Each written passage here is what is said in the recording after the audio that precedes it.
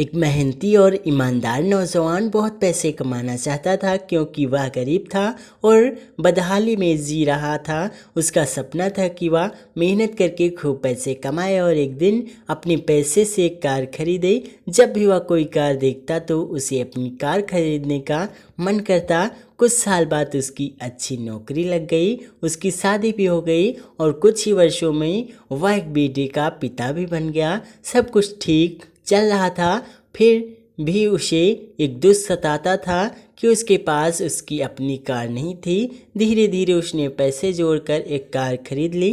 Car खरीदने का उसका सपना पूरा हो चुका था और इससे वह बहुत खुश रहता था। वह कार की बहुत अच्छी तरह देखभाल करता था और उससे शान से घूमता था। एक दिन रविवार को वह कार को रगड़ रगड़ कर धो रहा था, यहाँ तक कि गाड़ी के टायरों को भी चमका रहा था। उसका 5 वर्षीय बेटा भी उसके साथ था। बेटा भी पिता के आगे पीछे घूम रहा था और सफाई कर रहा था।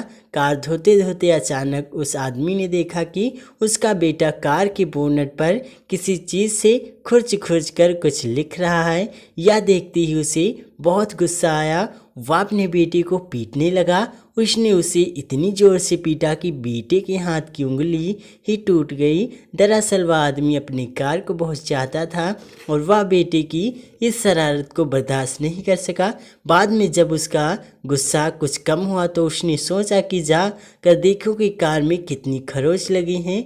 कार के पास जाकर देखने पर उसके होश उड़ गए। उसे खुद पर बहुत गुस्सा आ रहा था। वह फूट फूट कर रोने लगा। कार पर उसके बेटे ने खुरच कर लिखा था, पापा आई लव यू। यह कहानी हमें यह सिखाती है कि किसी के बारे में कोई गलत राय रखने से पहले या गलत फैसला लेने से पहले हमें ये ज़रूर सोचना चाहिए कि उस व्यक्ति ने वह काम किस नीयत से किया है। तो दोस्तों, कहानी अच्छी लगी हो तो चैनल को सब्सक्राइब जरूर कर दें।